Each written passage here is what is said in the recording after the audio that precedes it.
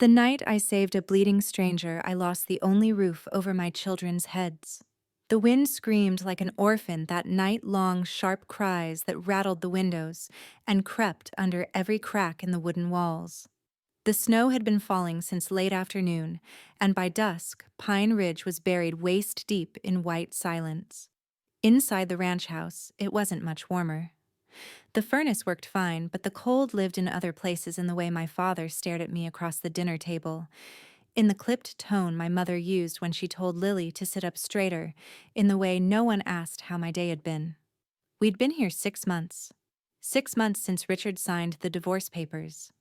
6 months since I left Seattle, packed our lives into my battered Subaru, and drove with Lily and Max across 3 states to this frozen corner of Montana. My father hadn't offered much, just a single sentence when I called crying from a highway gas station. You can stay until you figure yourself out. Now I stood in the kitchen rinsing dishes while the kids colored quietly in the corner. I watched the snow pile up past the windowsill, thinking about job applications that had gone unanswered. Nursing positions were scarce in a town this small, especially when you'd been out of work for half a year. Then came the knock. No, not a knock. A thud, followed by another, like someone hurling themselves against the door. Max dropped his crayon. Lily looked up, eyes wide. I grabbed a towel and dried my hands, then crossed the living room. My father was already standing, the recliner creaked behind him. Don't open it, he snapped. But something in that sound, the desperation of it, cut through me. I unlocked the bolt. The wind shoved the door open like it had been waiting. Snow rushed in, and with it, a man. He collapsed onto the threshold, face down. Blood soaked his flannel shirt. His jeans were stiff with ice, his boots cracked. I dropped to my knees. His face was battered, jaw split, a purplish gash above his temple still oozing. Get him out of here, my father barked. You don't bring strangers into this house. I looked up. My mother had followed, her arms crossed tightly, expression unreadable. I think he's been shot, I said. Call the police then. But he's not staying here. He'll die before they get through this snow, I snapped. I took an oath. I'm a nurse. You're a guest in my house. That means you follow my rules. But I wasn't listening anymore. I dragged the man in, shouting for Lily to get towels. Max clung to the kitchen door frame. I used what I had: dish towels, gauze from the bathroom cabinet, the emergency kit I always kept in my bag. The bleeding slowed. His pulse was shallow but steady. When I finally looked up, my father was gone. My mother still stood there watching. She didn't say a word. Later, I carried the kids to bed, one on each side of me, curled into my ribs like they used to when they were babies. I didn't know what else to do. I sat by the stranger in the living room, wrapped him in blankets, laid a space heater nearby. Every so often, he groaned. It was past midnight when I heard the steps. I turned. My father stood at the bottom of the stairs, arms folded across his chest. My mother behind him, her arms folded too, mirroring him like she'd always done. You're leaving. Either you take him with you or you go alone. But you're not staying here. Silence fell between us. The only sound was the wind battering the windows and the slow, rhythmic breathing of the unconscious man on the floor. I have 2 children, I whispered. You should have thought of that before you let a stranger in. I saved someone's life. No. You made a choice. Now live with it. He turned and walked back upstairs. My mother lingered for a moment longer. Her eyes flicked to the man on the floor, then to me. For a second, just one, I thought she might say something, but instead she closed the door to the hallway. And I understood. There was no space left for me here. I bundled the kids in coats while they slept. Layered every blanket I could find over the man. I pulled on my boots with shaking hands. The snow outside was knee-deep, the night endless. I didn't know where I was going, but I knew I wasn't welcome. I stepped out, cradling Lily in one arm, Max in the other. The cold slapped me. I turned back once, just once, and saw the porch light flicker off. The front door clicked shut behind me. They left me with the man I had saved. They had no idea who he was, and neither did I. Sometimes it's the strangers who offer more warmth than your own blood. The snow didn't stop. It just changed shape, heavier now, falling in wet, slapping clumps that stuck to my boots and soaked through the kids' mittens. Every step forward was a fight against wind, against ice, against despair. The man slumped across my sled blanket, pulled by a rope I'd rigged to my waist. I didn't know how far I could go. I just knew I had to keep going. Max whimpered beside me. "Mama, I'm cold." "I know, baby," I said through chattering teeth. "Almost there." We crossed the back edge of my parents' property past the ridge where the fence had long since caved under snow and elk tracks, and then I saw it, the ranger cabin. Forgotten, weather-beaten, leaning like it wanted to give up. But I remembered the summer I turned 10 when we camped here one night and my father let me strike my first match. The chimney had held then. I prayed it still did. Inside it smelled like damp pine and disuse. Dust clung to everything, but the fireplace stood. A miracle. I sent Lily and Max to huddle by the far wall while I struggled to pull the stranger onto a moth-eaten mattress in the corner. His skin was still cold, lips tinged gray, but he moaned faintly when I tightened the blanket around him. Blood had soaked through the towels I'd used, but it wasn't pouring anymore. My hands worked on instinct. I didn't think about the rage on my father's face or the sound of the door locking behind us. I just worked. A gunshot wound. Clean through the shoulder. No exit wound. I sterilized my needle with a lighter and sewed him up by the firelight. Lily sat cross-legged nearby, hugging Max. "Is he gonna die?" "Not tonight," I said. "He held on this far. That means something." The storm banged at the cabin like it was angry we'd found shelter. Every gust shook loose some snow from the eaves. The sound of it, like bones scraping the roof, made Max cover his ears. And then he stirred. Just a flicker.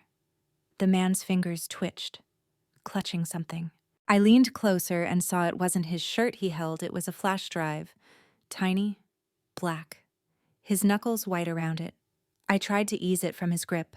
He growled a broken sound, and his eyes blinked open for a second. Murky. Unfocused. "Shh," I whispered. "You're safe. You're okay." He didn't reply. His eyelids dropped again, but he never let go of that drive. Later, I checked his boots, trying to dry them by the fire. In the left one, stuffed between the lining and the insole, I found a card. No, not a card. A license. Worn, smeared edges curling.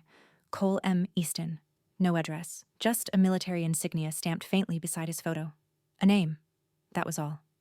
And suddenly this wasn't just a man in the snow. This was someone. Someone trained. Someone who knew something or had seen something that maybe he wasn't supposed to. I sat by the window, my knees to my chest, eyes watching the darkness outside, while my children finally drifted into uneasy sleep. The cabin creaked and the fire popped. Every sound made me brace for a knock or worse, for headlights cutting through the white. And then a whisper. "Who are you?" I turned. Cole's eyes were open, glassy, confused, but awake. I opened my mouth, but before I could answer, his head dropped back, and he was out cold again.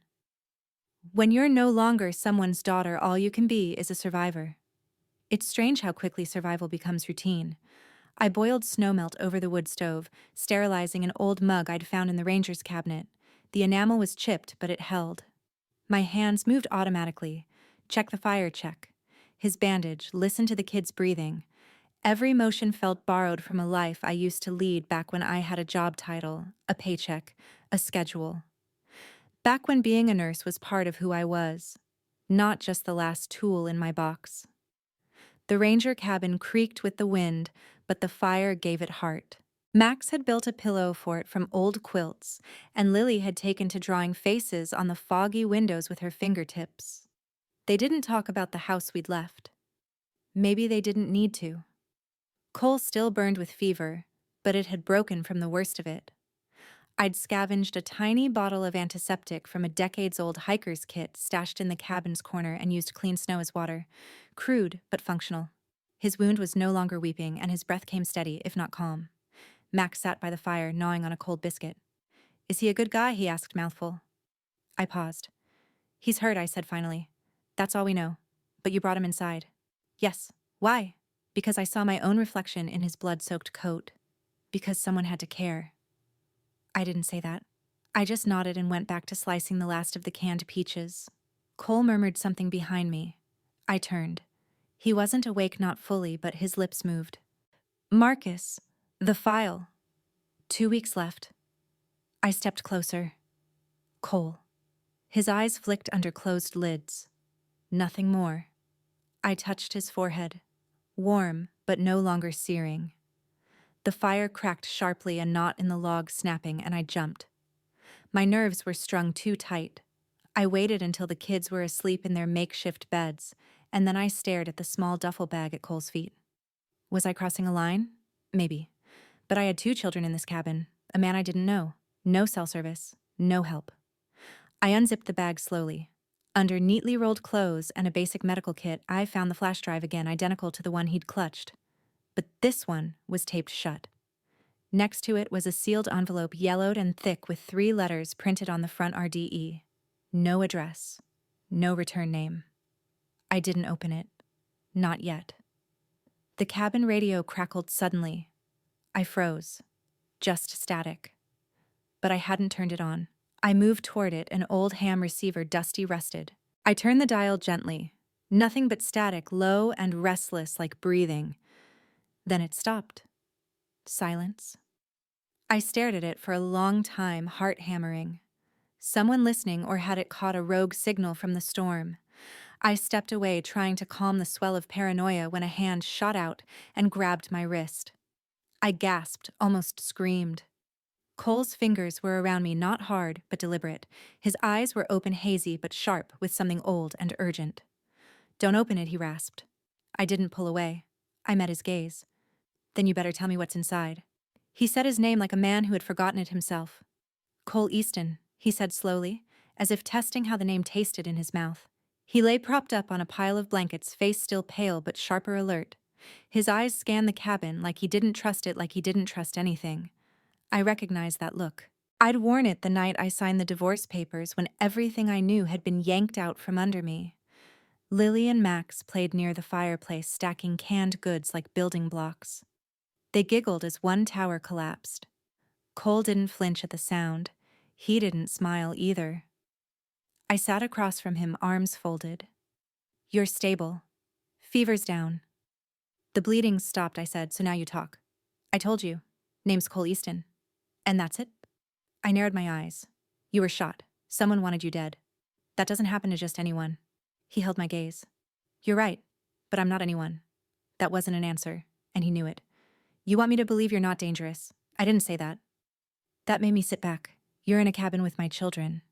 You don't get to be cryptic." His face didn't change, but something in his voice softened. "I'm not here to hurt anyone, Grace, and I didn't bring the danger it found me." I stood. "Then you tell me why. Who's after you? Why were you shot?" He didn't move, just stared at the ceiling for a long breath, then said, "I can't or won't." He looked at the kids, then back at me. "Because the people who did it, they don't leave loose ends. If I say too much, you and your kids become targets too." I leaned against the cabin door, jaw tight. "This is my kids' safe space. Lie once I walk." "I'm not lying," he said quietly, "but you're not safe, not just because of me. You brought me in. That already makes you a liability to them. Them." I stepped outside into the crisp white air before I said something I'd regret. The storm had calmed, but snow still drifted down in lazy flakes. The trees surrounding the cabin stood tall and watching. My boots crunched softly as I walked to the clearing's edge, heart pounding. That's when I saw it. A black SUV, parked maybe 100 yards off, barely visible through the trees. Windows tinted. No movement. I turned to go back inside and grab Cole, but when I looked again, it was gone. No engine sound. No tire tracks I could follow. Just the whisper of wind and snow swallowing secrets. I stayed out a moment longer, forcing my breath to calm. Back inside, Lily and Max were outside the door now, bundled up, rolling snow into spheres. "We're making a snowman," Lily beamed. I nodded absently. My eyes flicked to Cole. He was watching them. Really watching. Not the way people glance at kids in passing. This was different. Like something in him ached just to see them play. I brought him soup. He didn't touch it. Just sat there, eyes dark. Finally, he reached into the duffel and pulled out the flash drive, the one I hadn't dared open. He held it out to me. "If anything happens to me," he said, voice low, You take this to Marcus Hale. The name meant nothing to me, but the weight of his trust, landed like a stone in my stomach. Who is he? He's in Seattle, Cole said. His face was hard now, but his voice was strangely gentle. And he'll know what to do when he sees you. Trust is not given. It's built like a fire, one spark at a time. We sat in near silence, the kind that wasn't empty but full of everything unsaid. Outside, snow fell again, soft and constant. The fire crackled in the hearth, casting long shadows on the cabin walls. Max and Lily had fallen asleep, curled next to each other like puppies, exhaustion finally winning out. I turned toward Cole. He was sitting upright now, a blanket around his shoulders, his breathing steadier. The bruising along his ribs had faded to a dull yellow, the stitches on his side clean. But the shadows under his eyes weren't from pain. They were from knowing too much. I used to be a nurse, I said, finally watching his eyes flick toward me. Seattle Children's Hospital. Pediatrics. Then I married a man who didn't like me working night shifts. Cole nodded as if he understood too well. He told me I'd never stand on my own. I exhaled. I think I believed him. For a while. Guess he was wrong. He'd say I'm just freeloading off my parents now. Cole's gaze sharpened. They threw you out. Still. It's what people like him believe, that a woman's only strong if she's alone and broken. He was quiet for a long moment. That's not strength. That's cruelty dressed as wisdom. I looked at him, really looked. You said you didn't do anything wrong. Then what's the contract? He hesitated, then spoke like he was reciting something he'd practiced in his head too many times. I was part of a private security group, off-books, deep operations. We were hired by someone high up, someone with clearance beyond clearance. The job was surveillance recovery. Then, it shifted. We weren't told everything, and you found out too much. He nodded, and tried to back out. They don't let people walk away, Grace. I digested that. That flash drive encrypted. Holds files, names, dates. Someone wants it buried. Who's Marcus Hale, ex-handler? The only one who might still care whether I live or die. I wrapped my arms around myself. The cold had a way of slipping in even when the fire was blazing. Cole's voice broke the silence. Do you know how to shoot? I turned, startled. Excuse me. If they come back, you might have to defend yourself. I stared at the rifle propped against the cabin wall. No, I won't teach my kids to live like fugitives. He didn't argue, just said, okay, but if you change your mind, I'll show you. Not to make you a soldier, just so you have options. A low crackle hissed from the old radio on the shelf, static, then silence, then a name. Easton. I froze. So did he. Then more static. Nothing. We stared at the radio until it went completely dead. Later, after I tucked the kids deeper into their blankets, I stepped outside for firewood. Snow blanketed the ground untouched until I saw it. Tire tracks. Fresh. Not ours.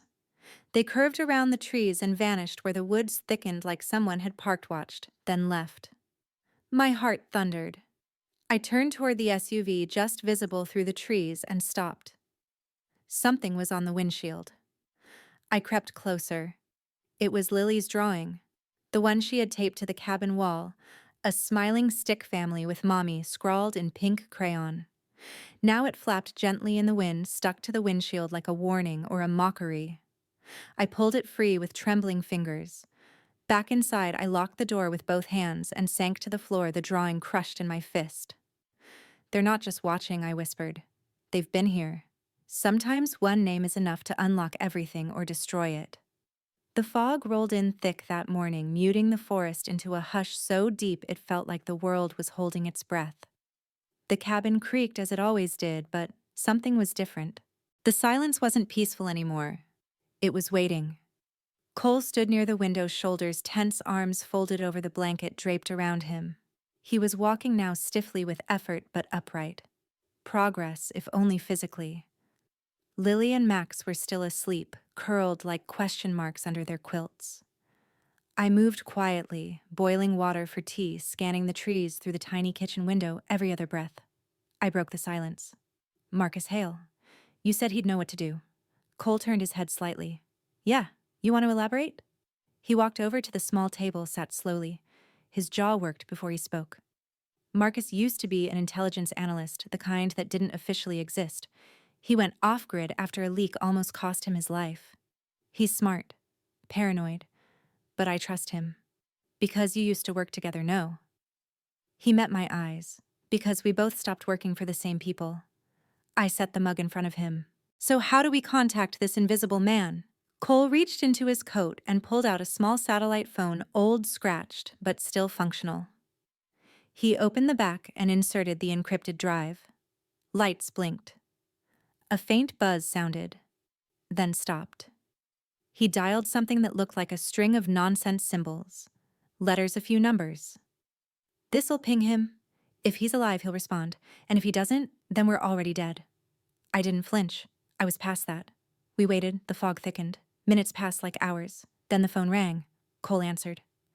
A male voice came through, distorted slightly but real. Who's with you? Cole didn't answer immediately. I leaned in. Grace. My name is Grace Bennett. I pulled a bullet out of this man's chest and kept him alive in a snowstorm. So if you want to talk about danger, I'm already swimming in it. A long silence. Then you're not supposed to be with him. That puts you in danger. No kidding, I snapped. Now tell me why he was shot. Another pause. Then the voice Marcus sighed. Because he found something about a shell fund funneling millions into operations no one's supposed to know about. That's vague, I said. On purpose, Cole cut in. Tell her. Another beat. Then Marcus's voice dropped lower. He found out who was funding your family's ranch. Everything inside me stilled. I blinked. What? The call crackled. I barely heard Cole whisper something, but I didn't care. I took the phone. What the hell does my family have to do with any of this? My mother wrote letters she never mailed. I found them buried under silence. The attic smelled like mothballs and ghosts. Dust floated in columns through shafts of morning light that cut across the air like blades. I hadn't been up here since I was a teenager, back when we'd visit the cabin for summer getaways that never felt like vacations. Back when my mother still smiled, even if it was only for the benefit of strangers. Cole stood at the foot of the stairs, arms crossed. You sure this is where it would be? I'm not sure of anything anymore, I muttered, crawling over old crates and boxes. But if there were secrets she never wanted found, this would be the place. A metal box sat wedged beneath an old trunk. I pulled it free, heavy-locked, dented, the kind of box you don't throw away even if what's inside has long lost its meaning. I pried it open with a screwdriver from the emergency kit. The latch snapped. Inside were faded envelopes, some water-stained, others singed at the edges, as if someone had tried to burn them and then changed their mind. I picked up one marked in soft cursive RDE. Cole stepped forward. His breath caught. What I asked. That code name. It was used in a black book op, he said. We were told it referred to a diplomat. Dangerous. Untouchable. I flipped open the first letter. You said this would never reach her. You promised. But the payments came anyway, under new names, new accounts. Thomas doesn't ask questions. But I see the way he looks at her. He knows. He resents her for it. My hand trembled. Cole crouched beside me, reading over my shoulder. She knew about the funding. Keep reading, I whispered. I never wanted this. But you said we had to protect her, that what you did would secure her future. You called it patriotic. I call it a curse. There were more, dozens, unsent, all signed the same carol. Each one was angrier than the last, desperate, guilt-ridden, and every one addressed to RDE. Some referenced wiring instructions. Others pleaded, I've done enough. Please leave us alone. One said Grace is asking questions again. I slapped her. I'm not proud of it, but I needed her to stop. The air thinned in the attic. I could barely breathe. I remembered that moment, age 16, asking about the ranch finances, about why my college fund had disappeared. She'd slapped me. Hard. Then said, You don't ask where things come from. You just say thank you. I never asked again. Cole placed a hand gently on the metal box.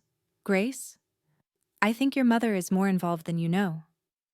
I nodded, but it wasn't agreement. It was something else. Numbness. Fury simmering beneath frost. We sat in silence for a few moments. Then the phone rang. We both jumped. Not the sat phone. Not Cole's. The cabin landline, the one nailed to the wall next to the firewood rack, the one that had never been connected. I locked eyes with Cole. The phone rang again. To move forward, I had to go back to the city I once ran from. Seattle greeted me like an ex-lover, gray-cold, familiar in ways I wished it wasn't.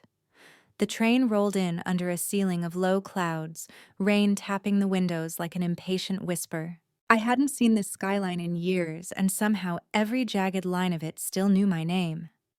Cole sat across from me silent, watching the raindrops trace patterns across the glass.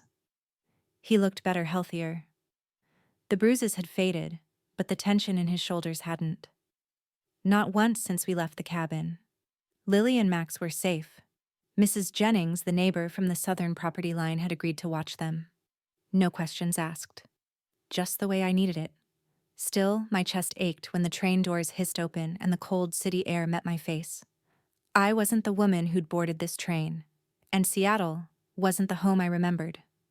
Marcus was waiting near the edge of the platform, wearing a navy peacoat and a look like he hadn't slept in days. He was tall, lean, and gave the impression that he never quite belonged wherever he was too smart, too tired, too dangerous to settle. "Easton," he said by way of greeting, then turned to me. "Your Grace. Didn't think I'd ever meet you. You already know more about me than I do." I replied, surprised at how steady I sounded. He smiled thinly. "Not enough." But that's about to change. We followed him down alleys slick with rain, past storefronts just opening and the smell of wet concrete. Eventually, he led us into a narrow side door and up 2 flights of creaking stairs. The safe house looked like an old law office, converted into a bunker. Blackout curtains, computer towers, humming whiteboards scrawled with notes only he could read. He locked the door behind us. "Sit." Cole didn't hesitate. I followed, my pulse rising. Marcus pulled out a manila folder. Inside, printouts, screenshots, photographs.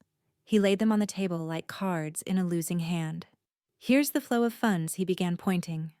"The Bennett Ranch receives quarterly deposits from a trust, Jasper Hollow Agri Development.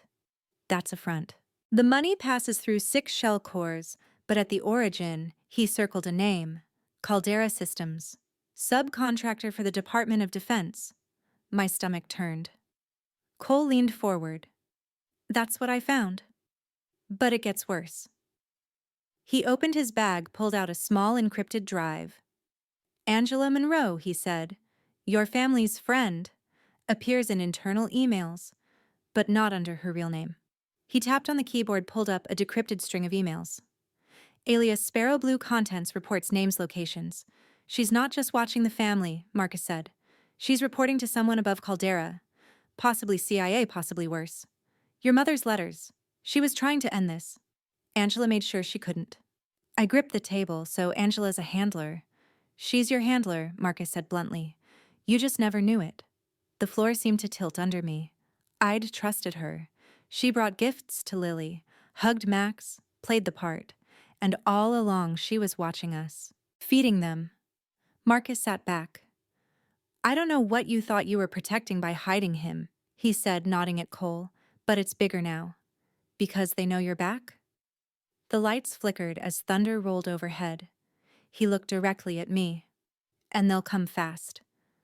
My mother never called me by name unless she wanted something.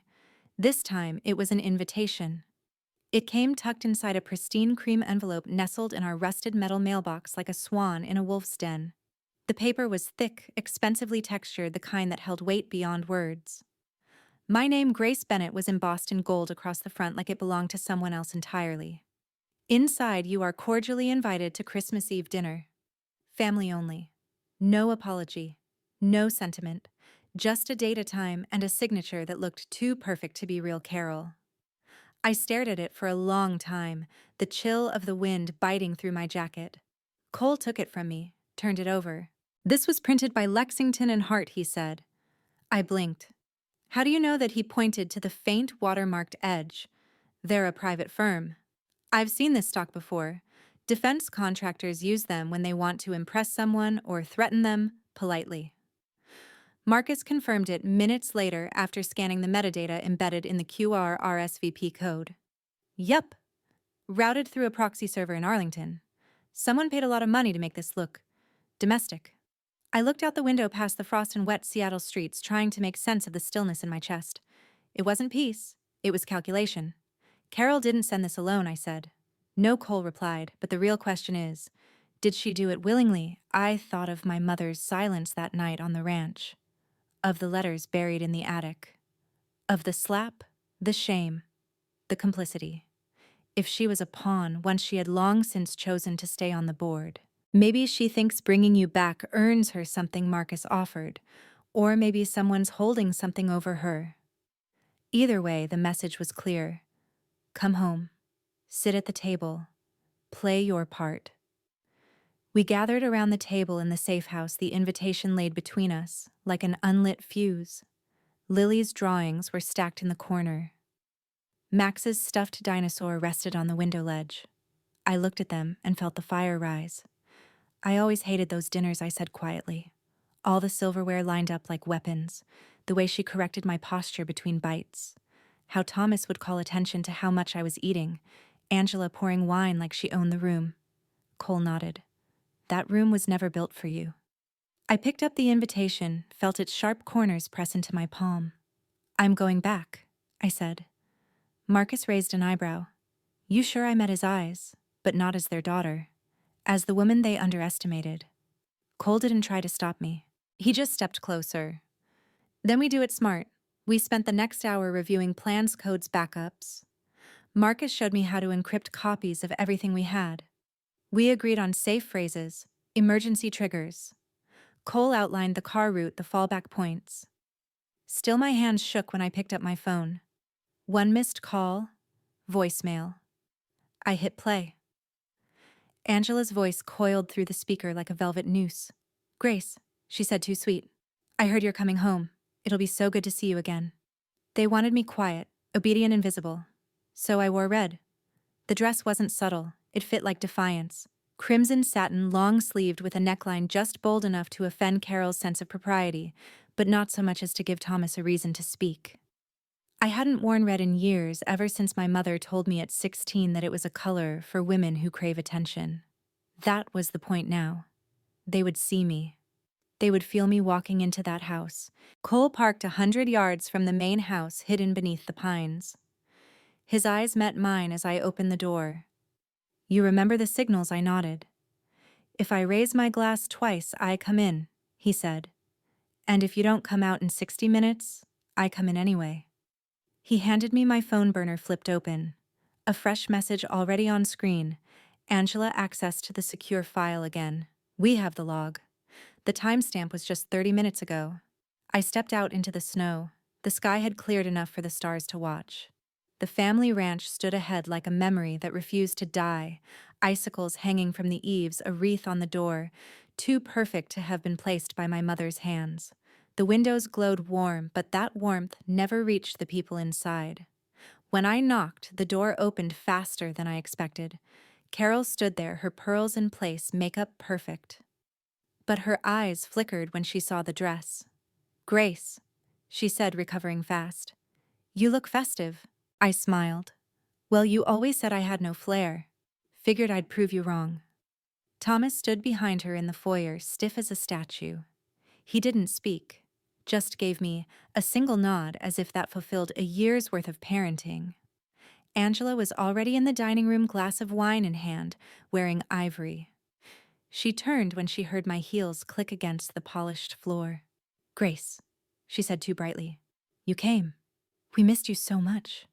I let the words settle like dust on glass, not enough to look for me. There was a half-beat of silence, then laughter forced brittle from Carol. Let's not dwell on the past tonight, shall we? It's Christmas Eve. The table was set for 6, but the room held only ghosts. The centerpiece was a frosted arrangement of white roses and pine cones. Silver cutlery gleamed. There were name cards. Mine said Gracie. I flipped it over without a word. Dinner began. Stuffed goose, glazed carrots, red wine with too much tannin. Carol carved with precision. Thomas talked business numbers I barely heard. Angela floated above it all, offering toast after toast like she was auditioning for sainthood. I smiled, played along, let them believe they still had the upper hand. So Angela asked as she reached for the breadbasket, How's life in the snow? I heard you were staying. Off-grid. It's amazing what you hear, I said, tilting my head, almost as if someone's been listening. Her smile didn't falter, but her grip on the bread knife did. The conversation shifted, but my eyes stayed on her. Beneath the table, my phone vibrated once. I glanced down. Cole. She accessed the file again at 7:14. Same credentials. We've got her digital signature. I looked up and met Angela's eyes. I know what you did, I said, just loud enough to still the room. Carol's fork clinked against her plate. Thomas frowned. Angela raised her glass. To family, she said, her smile frozen. Glasses clinked. But no one drank. She smiled at me like nothing had happened, and that was her mistake. The wine shimmered in the glass as I turned it slowly in my hand, catching the reflections from the chandelier overhead. Candlelight danced on the silverware, flickering off the faces around the table. Faces I had studied my entire life and now saw with new eyes.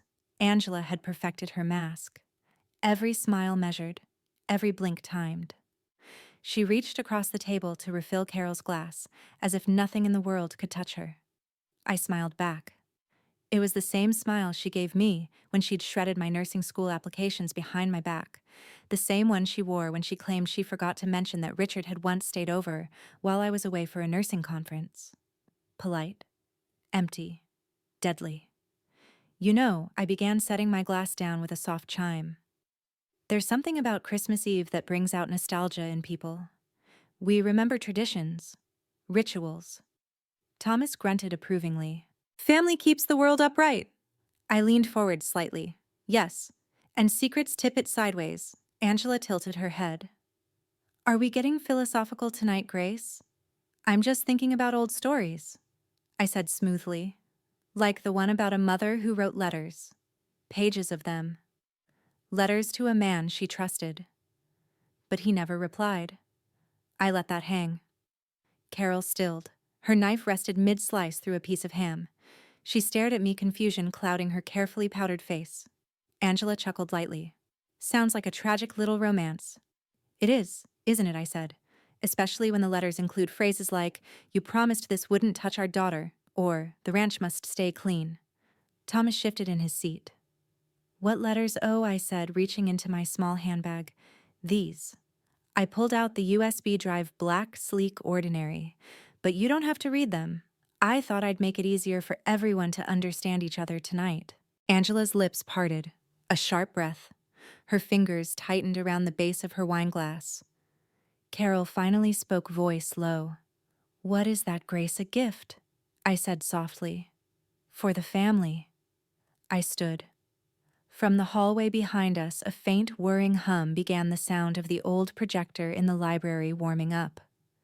Cole was already in place, hidden beyond the arched doorway, feeding the USB into the connected system. Angela stood quickly. Grace, let's not make a scene in the middle of dinner. I'm not making a scene, I said. I'm telling a story, and you're in it. The light from the projector cut across the room, illuminating the far wall. The first image appeared. An email. Encrypted. Time-stamped 5 years ago. Subject line, operations funding confirmation. The sender, a defense contractor linked to covert intelligence operations. The recipient, Angela M. Worthing, alias confirmed via digital signature. A second document blinked onto the wall. A contract. Page after page of small print. One highlighted line. The Bennett Agricultural Properties shall receive annual disbursements in exchange for silent cooperation with restricted use testing. Carol gasped. Thomas slammed his hand on the table. What the hell is this? Angela's voice cracked. This is out of context. This is illegal. Grace, you have no idea what you're doing. Don't I asked, stepping toward the light. Because it looks to me like you were never just my father's trusted business partner. You were a handler. You sold us out. Carol gripped the back of her chair. Her voice was shaking. Angela, is this true? Angela looked around. Her face was pale, but her eyes were cold steel. Outside, the snow kept falling soft, silent. Inside, the truth had just detonated. You never see the monster until the smile fades. Angela didn't flinch when the last file faded from the projector screen. She simply turned toward me, her hands resting lightly on the edge of the antique library desk, as if this was a negotiation instead of a confession. I did it to protect everyone, she said softly. Without that money, Grace, this ranch, your father's legacy, would have collapsed years ago. The fire crackled in the corner, casting orange shadows that flickered across the family portraits lining the shelves. I stood by the tall window, arms crossed, unsure whether the chill I felt came from outside or within. Carol remained in her seat, unmoving, face unreadable.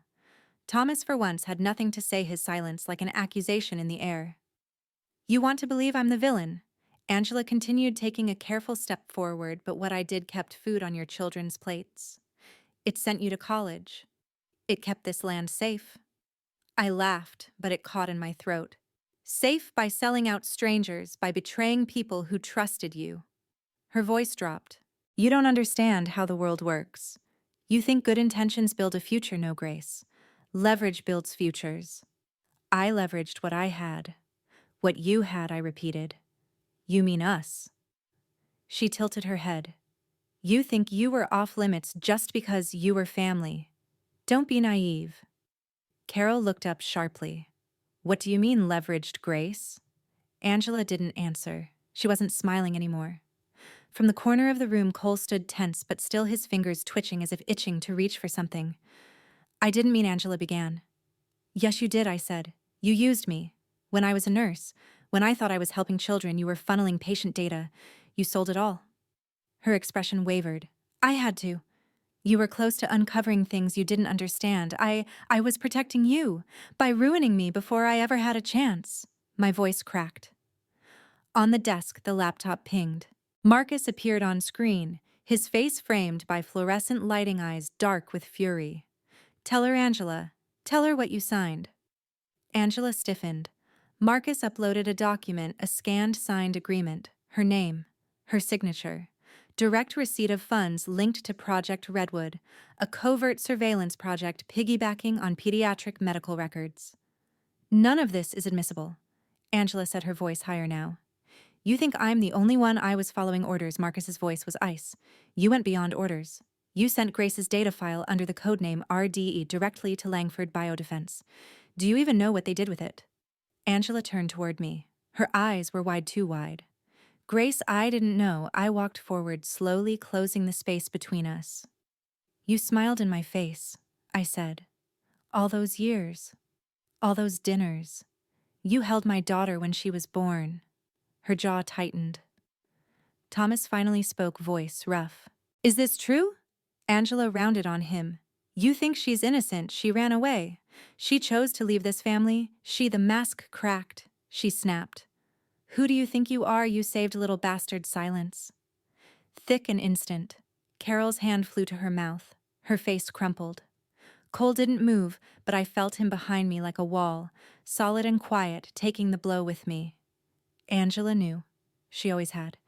I inhaled slow and steady. Thank you, I said, turning to face the rest of them. Now everyone has seen the real face. When the fire dies, all that's left are ashes and secrets burned too late. The kitchen smelled like cinnamon and dust. It had always been the warmest room in the house, even when everything else turned cold. I remembered kneeling by the oven as a child, waiting for cookies that never quite tasted sweet, not when the air was heavy with silence and judgment. Now, as I sat across from my mother at the old wooden table, the warmth felt foreign, staged. Carol held the faded envelope in both hands, her knuckles pale against the worn paper. Her eyes didn't meet mine. I found it again last night, she said, barely above a whisper. It was in the sewing drawer, under the packets of buttons. The envelope trembled as she pulled out the letter. Her voice, when it came, was dry and deliberate. RDE, she read. You told me you'd never come back. And you didn't. I kept quiet because I was scared. But I was more scared when she began to act like you. Loud, stubborn, brave. I stared at the scuffed corner of the table where I'd once carved my initials with a fork. Carol continued. You would have told her the truth. I didn't. I told her father was dead. It was easier. She folded the paper slowly and placed it beside her teacup. Steam curled upward like ghosts between us. I wrote that years ago, she murmured almost to herself. I never mailed it. I suppose I was waiting for something. For me to become like him, I asked. She didn't flinch. No. For me to stop being afraid. Behind me, I heard the gentle steps of Cole entering, but he stayed near the doorway. He understood this wasn't his space. Angela sat in the corner, not restrained, not handcuffed, but silent. Her presence was now as hollow as the lies she'd built. Her eyes avoided mine. Carol reached for another envelope, this one thinner, almost empty. She made me believe, she said softly, that it was for your good, that keeping quiet, keeping distance was how we kept things from falling apart. But things did fall apart, I said. They just did it slowly, so no one noticed until it was too late. Her shoulders sagged. I was ashamed, Grace. Not of you, of myself. Of how easily I let someone like Angela steer everything. I looked at her, really looked, and saw a woman more fragile than cruel. Worn down by years of manipulation, of silence, of choosing ease over truth. I didn't reach across the table. I didn't offer forgiveness. I just nodded.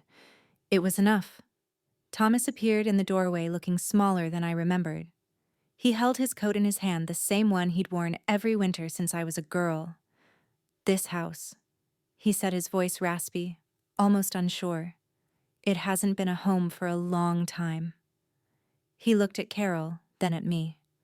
I'm going to town, he said simply. Maybe longer? And then he was gone. None of us moved. Not for a full minute. Outside, tires crunched over fresh snow. Cole stepped to the window, peered through the sheer curtain. Federal vehicles, he said. 2 of them.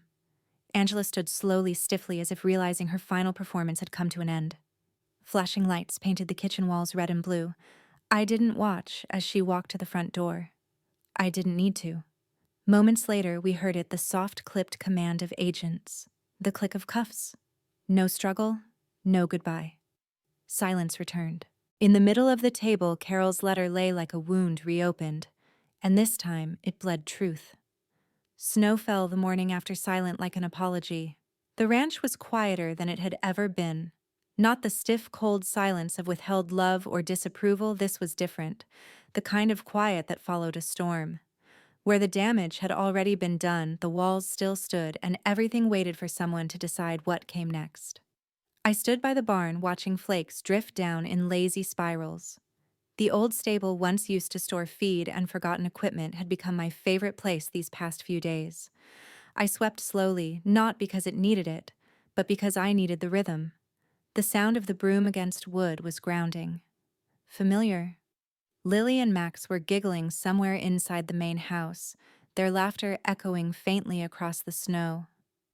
For once, it wasn't strained. They weren't tiptoeing around grown-up moods or trying to decode my silences. They were just kids again. I leaned the broom against the wall and pulled the small bundle Carol had left for me from my coat pocket. A leather-bound bank book. No note. No apology. Inside it showed an account opened in my name, dated back to the year I'd graduated nursing school. Monthly deposits. Consistent. Quiet. She'd been saving for me. I didn't cry, not this time. Instead, I folded the book shut and slid it back into my coat. Not as proof of love, but as acknowledgement that even in her brokenness, my mother had tried. In the only way she knew how. Footsteps crunched behind me. I didn't turn around. I checked the chicken coop, Cole said. Still empty. I think your dad was bluffing about keeping hens this winter. I laughed under my breath. He bluffed about a lot of things. He came to stand beside me, his presence warm, solid. I looked up. Marcus emailed. His eyebrows rose. You're off every list. Not flagged, not tracked. You're nobody officially. He let out a long breath. Never thought I'd be relieved to be nobody. I nudged his arm. You're not nobody. He smiled but didn't answer. We watched the snow in silence for a moment. Then he asked the question we both knew was coming. So, what now? I exhaled, a cloud of white rising into the air. I'm going back. To Seattle, I nodded. It's not about the city, I added. It's about the person I used to be before everything twisted. I think I left her there. Maybe it's time I went and found her again. Cole was quiet for a moment. Then he turned toward me, a half smile tugging at the edge of his mouth. If you need someone to clear the snow there, he said gently, I know how to use a shovel. I blinked at him, surprised. Then I laughed, a real full laugh that warmed my chest more than the fire in the house ever had. Snowflakes caught in his hair. His hands were in his pockets, and he was watching me the way someone watches the horizon, patient but ready. I didn't give him an answer. Not yet. Instead, I turned to face the falling snow. The wind lifted a strand of hair from my cheek. My boots left tracks behind me as I took a step forward. The road wasn't clear, but I could see far enough. Far enough to know it no longer mattered what they had taken from me. What mattered was what I was walking toward on my own terms with my own 2 feet. Eyes sparkling, I smiled at the quiet storm. Let it snow. 3 years ago, I left Seattle a wife. Now I return a woman who chose herself. The city hadn't changed much, but I had. Seattle's streets still shimmered with wet light after the rain. The cherry trees lining 14th Avenue had started blooming, early petals fluttering like soft confetti onto parked cars and cracked sidewalks. It was supposed to be too cold for blossoms, but they came anyway, kind of like me. I closed the last box and exhaled slowly. My new apartment wasn't much, 1 bedroom, big windows, a view of the street and the bakery across it, but it was mine. Mine without compromise, without someone else's name on the lease, without silent conditions or broken promises. Lily was drawing on the floor using an old box as a desk. Max lay beside her, humming to himself. Their jackets hung by the door, no longer too big for them like they had been when we left Montana. Cole was in the kitchen trying to fix a crooked drawer. He was swearing under his breath quietly enough for the kids not to hear. I smiled. My phone buzzed. A notification from the state board nursing license reinstated. I stared at the screen frozen, then read it again. The same license I thought I'd never get back. The same profession I'd abandoned when life bent me out of shape. A chime. Email. An invitation not from a hospital, but a nonprofit pediatric clinic. The same one I'd volunteered at briefly years ago. They wanted me to help rebuild their outreach program. I stood up, walked to the window, and watched the petals fall. This time, I would say yes. A small hand tugged at my sleeve. Mom, Lily said someone called. A girl named Annie. She said she remembers you from the hospital. Annie. She had cystic fibrosis, loved purple lollipops, and called IV drips robot arms. She said thank you for the Christmas present, Lily continued, but we didn't send any. Cole walked over, drying his hands on a towel. I might have mailed a couple packages, he said, trying not to smile. I leaned my head against his chest, grateful without needing to say a word. Later that night, after the kids were asleep, I sat by the window, diary open on my lap. The streetlights glowed like lanterns in a sea of petals and puddles. Justice doesn't come right away, I wrote. But when it does, it knows the way home. I closed the book and looked across the room. On the bookshelf sat a letter. Cream envelope. No return address. But the handwriting was unmistakable. From RDE, Cole had found it tucked behind one of Carol's old books before we left. He'd quietly slid it into my things, saying only, "You'll know when." I picked it up, held it in my hands. Then I placed it back on the shelf. Not unopened out of fear, but out of readiness. Because for the first time in a long time, I didn't need every answer. Grace, I turned. Cole stood by the door, jacket half zipped. You need to come see this. We stepped out onto the small porch. The air was sharp but clean. The night sky shimmered with reflected light. Snow. Not much, just a fine dusting. Out of place for spring, but real. Lily ran past us, barefoot, laughing. It's snowing. The first snow, Max was right behind her, arms out like airplane wings. I wrapped my coat tighter. Cole put his arm around me. You think it's a sign, he asked? I smiled. Maybe, I said. Or maybe it's just Seattle always surprising you. We stood like that for a while. In the quiet. In the snow. In the place where I had once left as someone's wife and returned as myself. The truth came not with thunder, but with quiet resolve. A woman once silenced, now standing tall, her past no longer a burden but a badge. Justice didn't arrive in time to prevent the harm, but it came sharp, unrelenting, and clear. Because even the most polished lies crumble when someone dares to light a match. Like snow melting under a spring sun, deception cannot last when truth begins to shine. If this story moved, you don't forget to like, share, and subscribe, and leave a comment. Type 1 if you felt empowered by Grace's journey, Or two, if there's still something missing for you,